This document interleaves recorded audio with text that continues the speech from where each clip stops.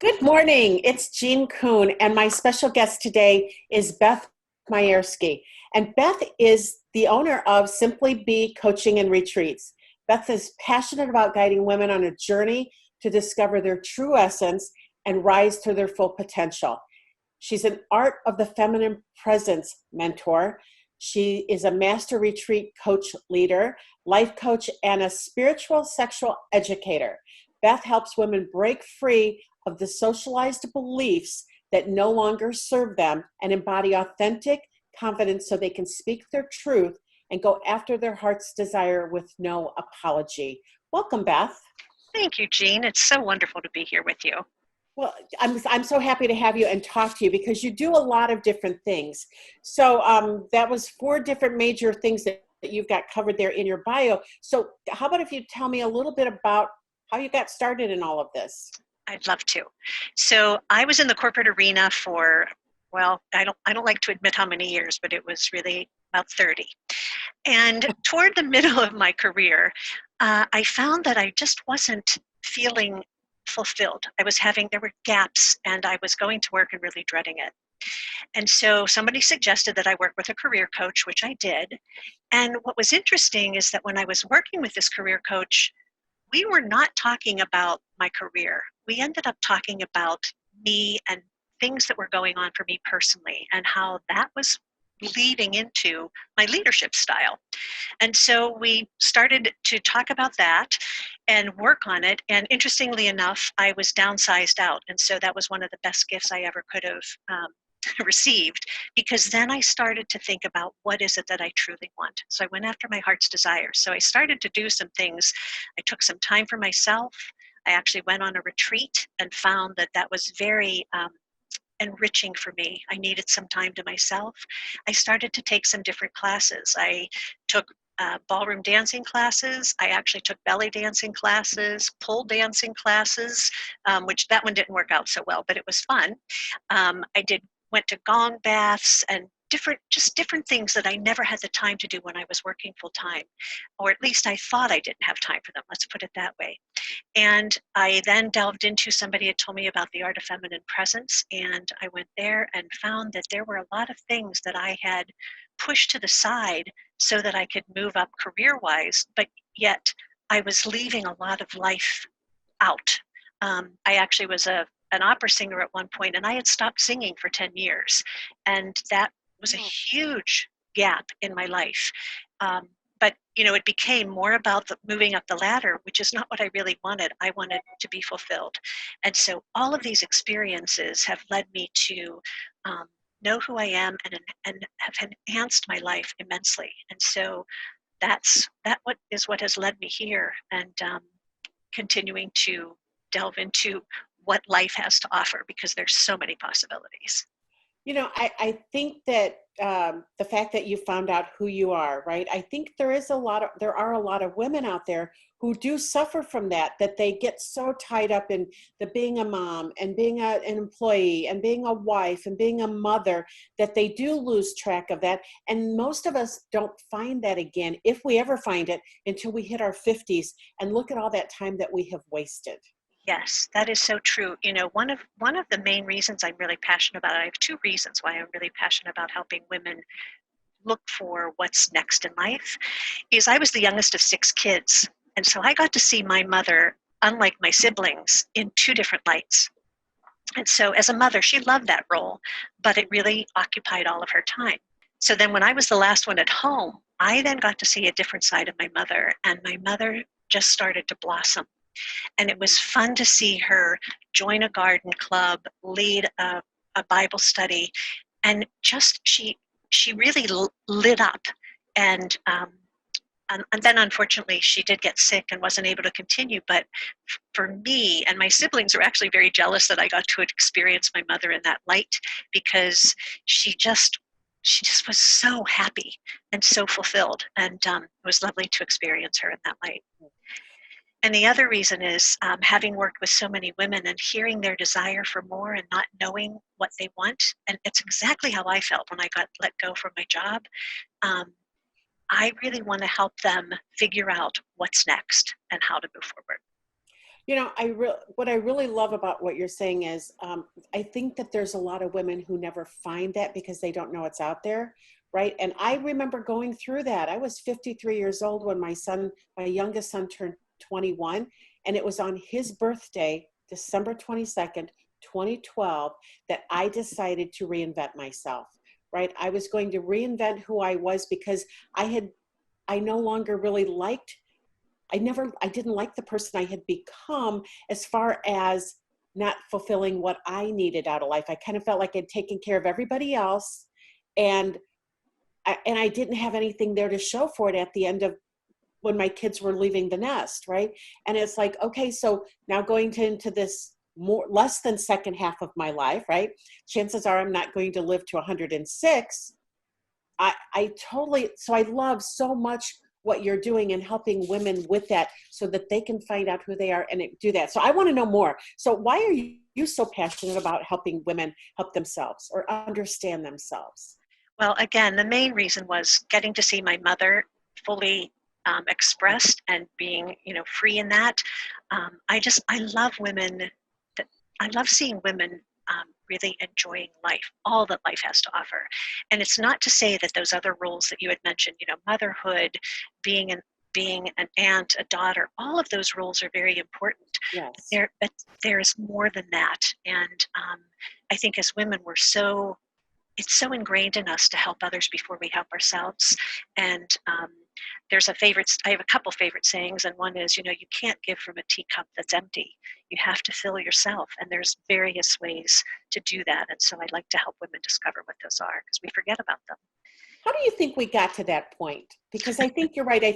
I don't know how it happened to me, right? And I don't know how it happened to my mom, and I don't know how it happened to my sisters. So how do you think that we all got into this point where we feel like we have to take care of everyone else and to the expense of ourselves?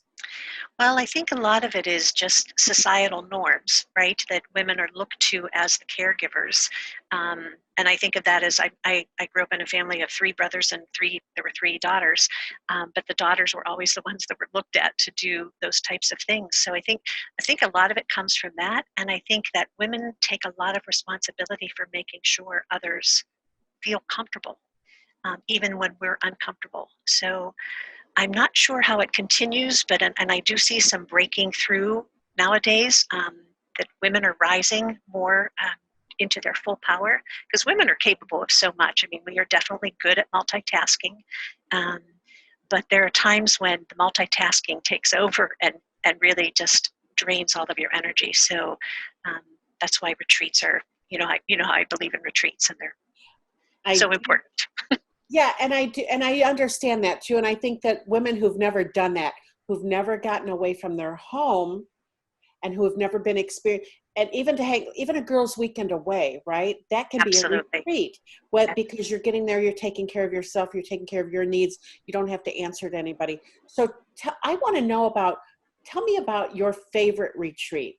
I want to know about that. I want to know what it looks like because you know me, I'm not that person like to go on like a meditational, spiritual, quiet retreat.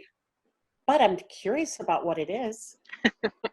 Okay, so a meditational retreat, or my favorite type of retreat, is normally you will have time to yourself, and then also there are activities that are planned. And the activities will be something creative, something where there's some journaling or reading opportunities, and then opportunities to ask yourself questions that you just don't take the time to think about, that really delve deep into who you are, what you want, and like what are your real heart's desires that you're putting on hold because you think that they're not possible. So and all of for me, a favorite retreat is that all of the activities are optional, because if you're not feeling that at that moment and you feel like you need a nap, it's important that you take care of yourself. So it's those are my favorite, where there's optional activities and um, being able to delve into yourself around other women that are like-minded. Okay, so I would like to know what one of those questions are. What are those So questions that you ask women to get deep in there? absolutely. One of my favorite questions is, who are you, and answering that in bullet points, doing it quickly, followed by who are you not? Mm. And then another question that comes up is, and who do you pretend to be? Because that will Oh. then get to, oftentimes, and people can call them masks, or again, those roles that we are asked to perform or be in, sometimes feel comfortable, and other times it's a um, obligation. I'm a mother, or I'm a whatever, and so there's some obligations that come with that may not feel comfortable all the time. So, but we put up something that is a mask, really. Yeah. So after you're asking those questions, how do you know when a woman wants to work with you, and what they need, or whether or not you want to work with her? Well, a woman knows that she needs to work with me when she is thinking, I am exhausted, and I know that there has to be something more in life. I'm just not fulfilled. I might be happy in things, but I'm not feeling like she's feeling that there's more to life. And so the other thing that she is usually looking for is that she wants a safe environment. She wants an environment where she feels fully accepted, listened to, and that anything and everything that comes up is not judged. So, and I know that might sound really simple, Jean, but I know from experience that a safe, judgment-free environment is so critical for women, so that they can feel free to express themselves and to admit some things that might feel out of societal norm, and know, then they find out who they truly are and what they're wanting from life. As I was listening to you say that, I'm wondering if this is why there's such a high divorce rate, right? That women, they get into this, I'm gonna call it a funk, because I don't know what would you call it? When they're in that place of non-fulfillment of, is this all there is to life? I don't want to live this way. I can't take it anymore. What do you call that? Well, I think that they are living in the expectations of others. Um, so So, there's that expectation of societal norm that takes over, and it feels like this is something that I have to do in order to be seen as a good person, um, a good girl. But that's one of my favorite terms, good girl, that's a very loaded term, right? It can mean so many different things. But in order for me to be seen as a good person, I need to do all of these things and make sure that I do them well. And so I think that's how we fall into it. We want to be accepted and loved.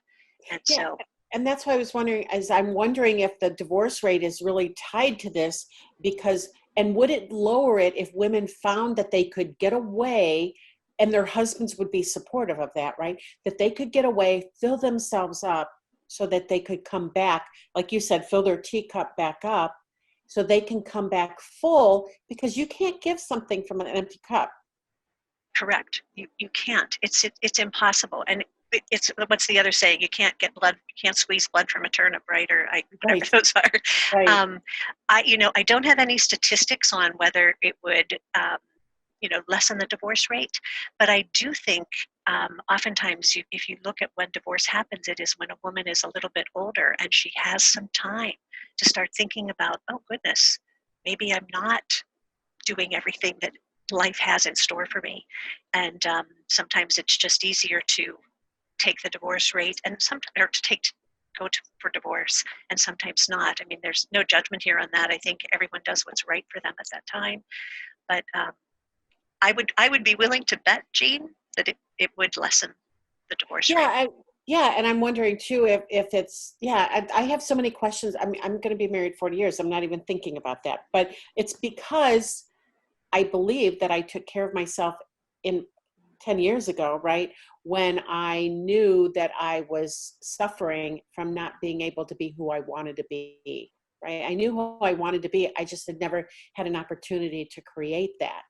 So I love everything that you're doing, because I think it's so important, because I'm a tough cookie, right? So I knew I could create that for myself, but I think there's a lot of women, and you said something really important here, that they're apologizing for wanting it, right? They feel guilty for wanting that and it's stopping them? Tell me Yes. more about that. Well, I think a lot of that comes from, first of all, being willing to spend money on something that feels frivolous or not necessary. And um, I think that, again, it's that obligation of I need to take care of my family, I need to take care of others first. But it's really just like the airplane where when the masks come down, you have to put the mask on yourself first and then onto the children. And the same goes here. I will just speak from a personal experience, and that is, I think back to who I was when I was in the corporate arena and who I am today, now that I've taken the time to understand what it is that I really want. I'm a much nicer person. I think I'm more interesting, and I certainly am having more fun in life and enjoying life's life's finer pleasures and beautiful things that are all around me that I was missing out on when I was so worried about taking care of the work and working 12, 14-hour days. So Don't you wish, as we're having this conversation, I can't help but think about other things while you're talking. Don't you think that there should be some sort of men's program to talk about encouraging and pushing your partner to do more, to be more, and really, if you were supportive there, right? Imagine what women could become when they I know what it means having a supportive spouse, right? I've been able to do so many awesome things, but I see other people who don't have that. And there you go. There's another revenue stream for you, Beth. Start putting on men's retreats and telling them how they need to take care of that spouse of theirs or their partner there. Hey, what methods and tools do you use during your retreats? I am curious about that too. Okay, so there are several different methods. Since I am a trained coach, I do use coaching that is, and I use a subtle approach with coaching. It's a lot of questions. I also use women's circles because there's power when women understand that they are not alone in some of their thoughts. There's power and synchronicity that really happens when they're around each other. I also, the art of feminine presence, which you had mentioned in my bio, which is what that is 44 potent, energetic, and physical practices that give a woman the tools so that they can be fully confident. They can be seen in the light that they really want to be seen in. They can speak their truth without apology. I think women do that a lot. And then they can be heard, and they also will embody their feminine presence. And when they embody their feminine presence, there's a light, a radiance that comes around a woman that's impossible not to be attracted to in the way that she wants to be seen. I also use fearless living practices, and something new that I've been adding are awakening and healing sessions, which help women to release any type of trauma. And trauma, can come in a lot of different forms, both sexual and non-sexual, any trauma that they're holding in their body. These sessions are a simple way of being able to do that. And then, of course, retreats. So retreats can be anywhere from 1 day to even a 4-hour retreat could be very nourishing for a woman. And I also have a retreat in a box, which gives them that opportunity, just like 4 hours, and they're able to take some resting time for themselves. And I was just a recipient of that. And I want to thank you so much because it was such an amazing little surprise that came in the mail and or left on my doorstep. And I just wanted to say thank you for that because it was opening it up. I could see honestly, I could feel the joy that you had putting that together. I do. I'm Yeah. so glad you enjoy it, Jean. I definitely do. So I want to wrap up here for you, but I want to know two things. Number one, and then I'll tell you the second one. What's the one thing everyone should know about you? I think the one thing they need to know is that I am a master at asking questions that are going to open your heart and help you to see the possibilities. So that's probably the one thing that I would say. The second question is, how can people get hold of you? And I know that you had put together something for people today also. So how can they get hold of you? And then what do you want to give them? So the best way to get hold of me is to go to my website, which is www.coach-beth.com. And there's a contact page there that will take you to my scheduler, and you can go ahead and put some time on the calendar. And you can then schedule a complimentary call that's going to give you 3 reasons why you don't say yes to you, and then what happens when you do. So that's the best way to get in touch with me. Yeah, so I think that people should be like picking up their or getting on their phone right now and going to www.coach-beth.com and scheduling some time with Beth to talk to Beth gives you a whole different understanding of what's possible for you, right? Yes, thank you, Jean. Beth, thank you so much for being here. It has been entirely my pleasure today to speak to you and find out a little bit more about Simply Be coaching and retreats and what you do for women. I love your whole message. Well, thank you, Jean. And I will just end with one thing. I have another favorite saying that really opened me up, and that is, um, today is where your book begins. The rest is still unwritten. And it's a quote from Natasha Bedingfield. So the song Unwritten. And I think it's just important to remember that you just have to turn the page. Turn the page and start writing. Exactly. Yeah. Exactly. Beth, have a wonderful day. Thank you, Jean. You too. Bye-bye.